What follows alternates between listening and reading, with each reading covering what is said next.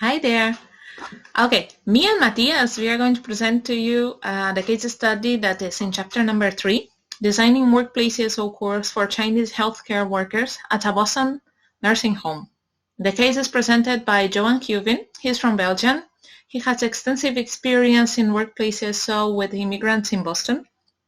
And he tells us about a tale of two courses. He was asked to design and teach a competency-based course for the Chinese, and that was divided into 22-week cycles. So I'm going to explain the first 22 weeks, the first cycle for you. Let's go. In designing a course, Johan Uvin, takes 4 steps. First one is getting started. The second one is the development process. The third is the product, and the fourth is the implementation stage, in which he also reflects on the course itself. So for the first stage, getting started, he collected all the information that he could. He was allowed 90 hours so as to gather information. So he collected all the information. He familiarized himself with the goals and processes involved in delivery of patient care. He worked with nursing assistants, interviewed supervisors, he spoke to workers, he talked to the residents, he recorded some interaction, and he gathered all this information so as to get to know what the course should do to be considered successful. The administrators and the supervisors wanted him to list all the tasks that were carried out in the nursing home, break them down into chronological steps, and identify where English was most needed so as to deliver and document the restorative care. That's what he has done. The second step in the development process, he sat down with all this information that he had gathered, and he started to outline a course. During this phase, he followed these steps. He identified the competencies that the workers, the learners would need. He developed a diagnosis test so as to know what students could and couldn't do. So if I keep saying students, it's learners because they are students in a way, sorry. Anyway, he set instructional objectives for the course. He selected and sequenced content. He wrote activities. He developed material, and he designed assessment documents. So following these steps, he designed the course, the units of work. After the development, Johan Uvin came up with a product. His product consisted of 9 units of work. All of them met each item of the criteria that you can see there on your screens right now. As you can see, each one of the units of work consisted of several tasks that were directly related to their jobs at the nursing home. After implementing the course, after the 22 weeks, Johan Uvin was capable of assessing the course, the effectiveness of the course. He tells us a series of strengths and weaknesses he could identify during these 22 weeks. Some of the strengths were that the course had fulfilled objectives of sponsors and managers. It had addressed competency. It had given classroom direction, and that the test scores and the objectives checklists met the demands for accountability that sponsors, funders, and managers required. However,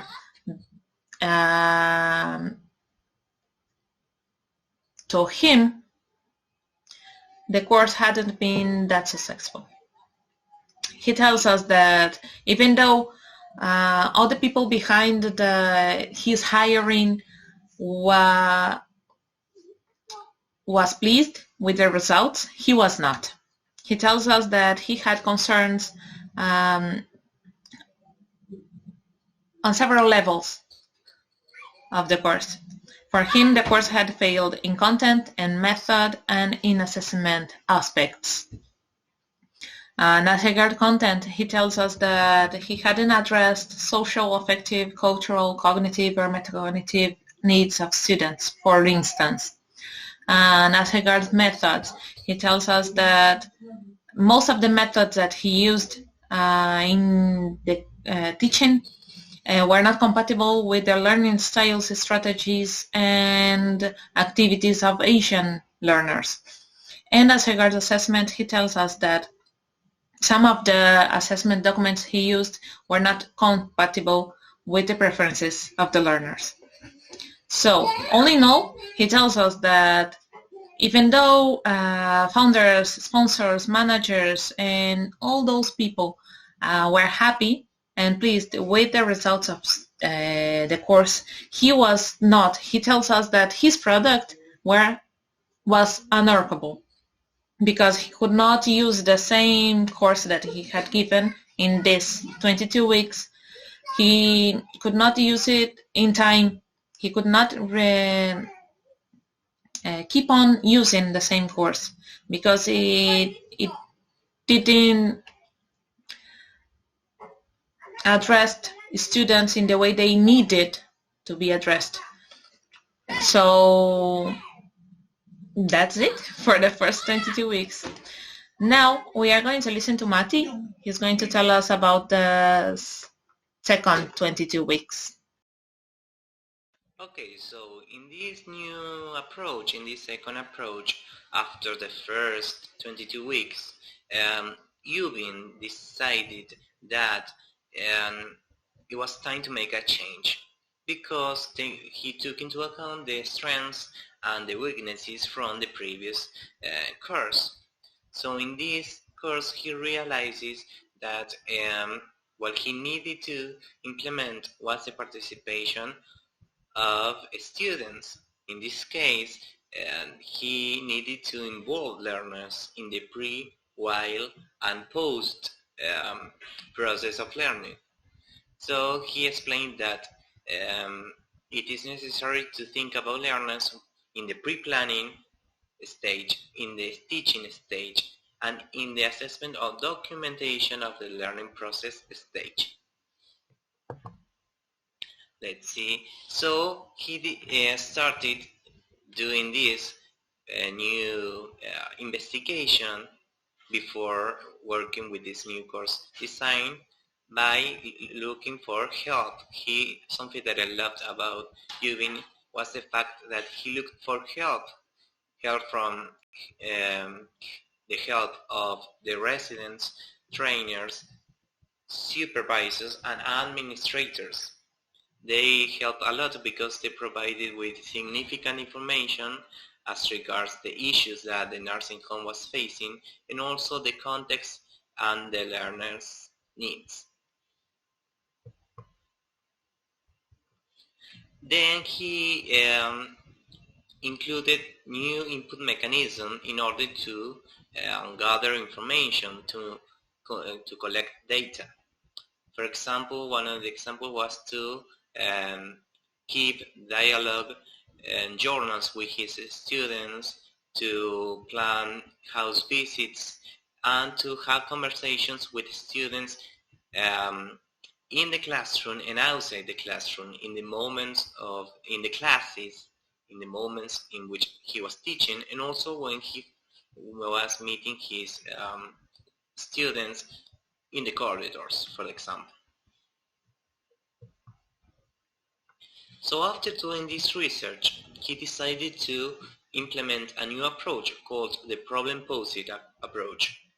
In this approach, the issue is presented to the student, and then the students need to recognize this issue And Uvin also stated that you can present this issue by using audios or video recordings. You can use printed text, you can use stories, visual, photographs, whatever you have at hand. And it should be easy to be recognized.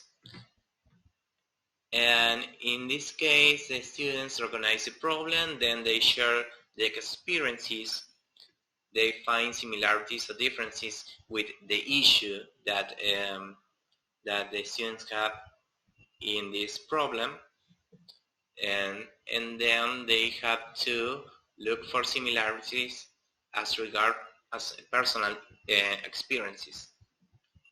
Then they provide with feedback, and also the teacher is documenting and taking down notes of the whole process, and which would be useful for future learning. Okay, so in the problem posing approach, you need to take into account these four procedures: discussion, planning, action, and feedback. Discussion, when you share your experiences and discuss about the issue that was presented by the teacher. Planning, when you have to list solutions, possible solutions for these issues.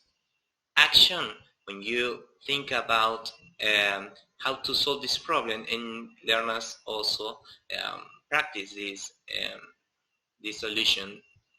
And feedback, they provide feedback about what they learned and how they learned that.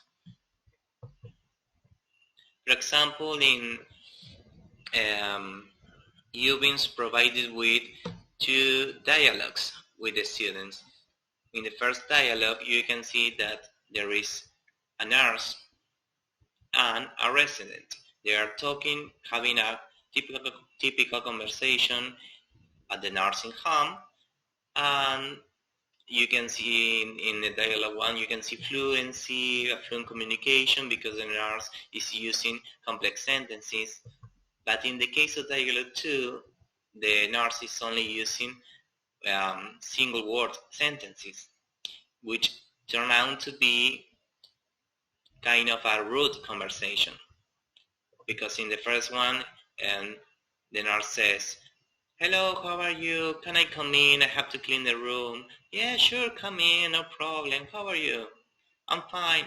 But in the case of dialogue 2, the nurse says, is using only single word sentences. "You on bed, I clean." And the resident is mad at this. There is a problem. This is the issue.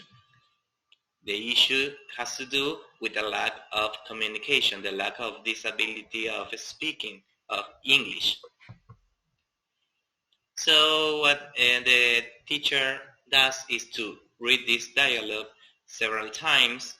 Then students find the issue, they relate this issue with their own experiences, and then they discuss, plan the possible solutions, and they provide with feedback. And we have to take into account that the teacher is documenting the whole process. The other method that he used, that Johan Uvin used, was the experiential learning methodologies. He believed that we don't have time to prepare everything, to prepare the dialogues, to prepare this material, that students need to identify the issues quickly. So in this methodology, they have to share their own experiences. Then they have to discuss to find similarities and differences with their peers, and to look for solutions and provide feedback and evaluation, and then the evaluation of the teacher. After carrying on these 22 weeks courses, Uvin realizes which are the strengths and the weaknesses of this new course, of using this second approach. In the case of the strengths, he could identify participation and collaboration from the students. He found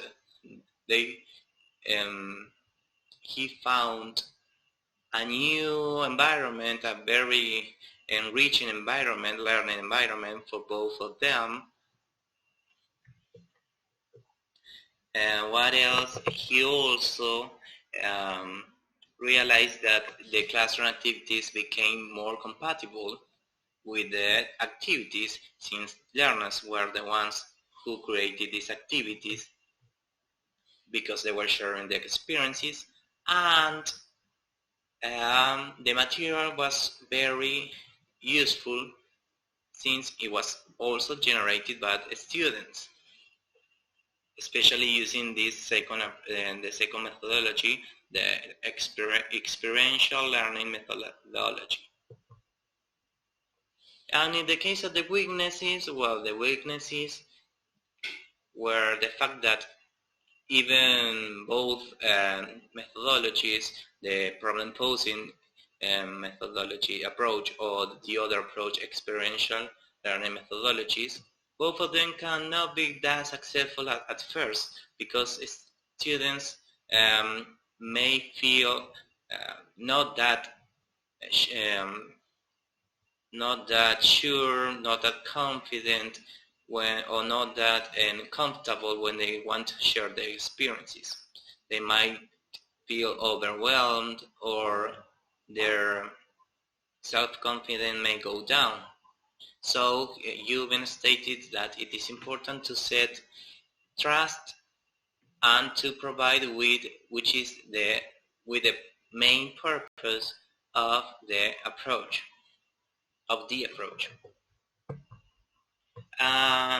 Another weakness has to do with time. We have to prepare everything with time, and both of them requires some preparations, some pre-planning, and the last weakness is that we cannot identify the future needs in advance.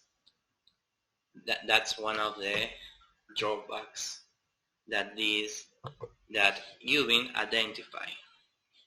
And the last one was related to the bilingual assistance. Since they are learning and they need bilingual assistance by their peers, since they don't understand the whole activity of the classes. In this case, they have to speak in English, but also in Chinese. So that's another weakness. Now we're going to listen to Bruna. She's going to talk about what Uvins have learned. After finishing both course cycles, Johan Uvin tells us what he has learned. He tells us that it's important to acknowledge 7 factors that helped him shape the process of designing the course and that directly influenced the outcome. The first one is participants. The number of participants that he had per course directly influenced the goal that he set. He tells us that it's important to take into account aspects such as age, background, mother tongue, motivation, and etc. And he makes a list a little bit longer, but I want to keep it short. Teacher experience and philosophy. Uvin believes that the course designs also depends on his own experience and values. He believes about language literacy, teaching and learning, and the process of course designs are very crucial when deciding which actions will be taken into account when he wants to perform in the classroom. Partners. He had to acknowledge the views of more players than is usual in educational context. He had residents, workers, supervisors, nurses, administrators, funders, and sponsors to acknowledge. And he tells us that each one of these players had an agenda, and it was challenging to strike a balance between what they wanted and what he wanted. And sometimes not all the agendas could be met. So it was challenging for him. He had to make an effort there. Physical constraints. And the learning environment was not that optimal, since the room was used as a physical therapy room before. Uvin also explained that there was no a chalk board in this room, and there was an external noise from the second floor because of the machines and all the stuff that they have in the nursing home.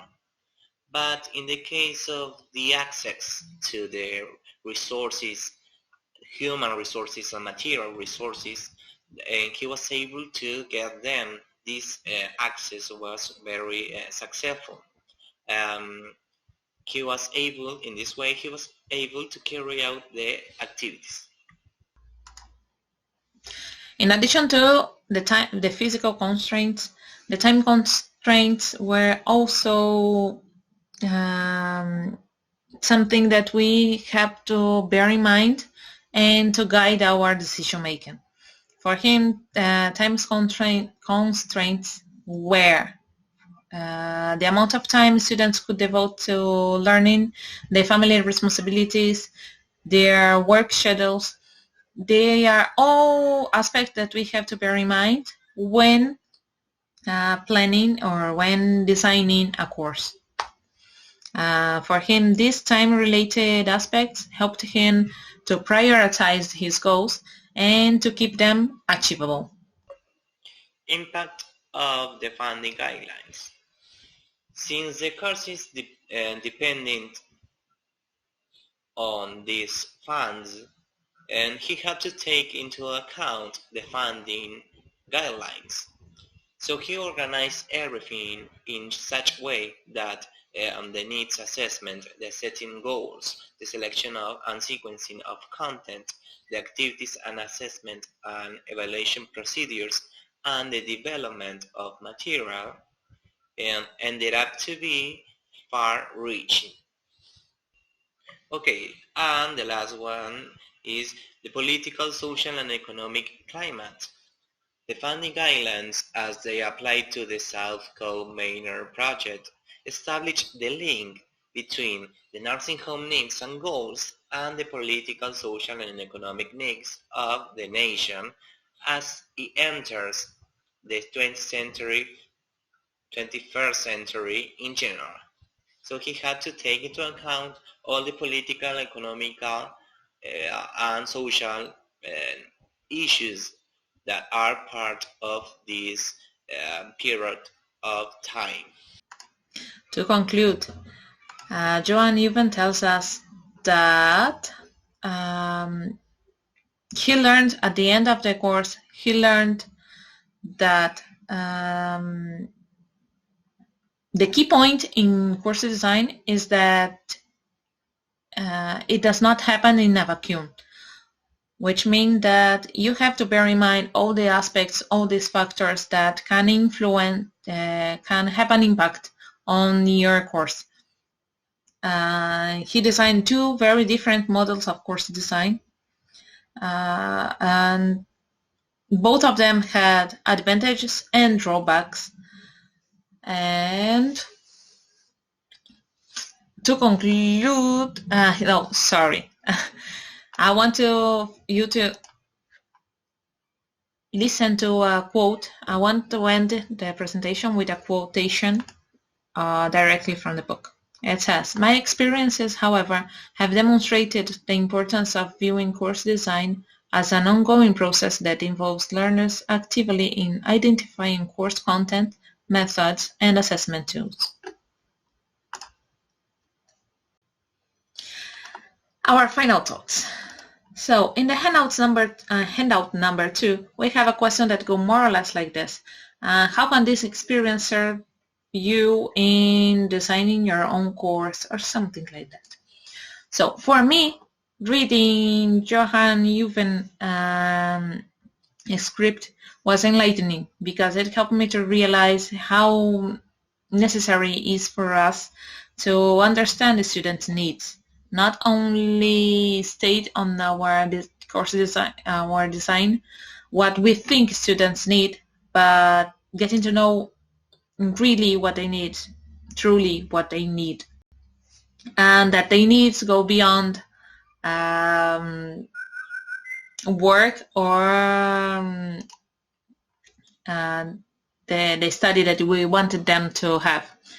And the image with all the bubbles, the speech bubbles there, for me represent the different learning styles and the strategies that students can use, and that we have to take into account that as well when we are designing a course, because otherwise we are going to design a course that is suitable for our needs and our learning style. So it's going to be a course that we think it's going to be useful, but can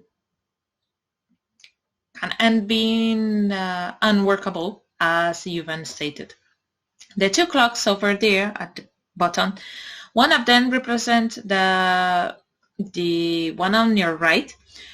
It represents that to work with the participatory process, the second approach you've been used, you got to have the amount of time necessary to devote to planning and doing the follow-ups activities. Otherwise, you can't work with this approach or with this kind of design. And that in this kind of process, in this kind of design, you cannot be sure of the future. You cannot know what will happen because it mainly depends on your students' interests and your students' needs.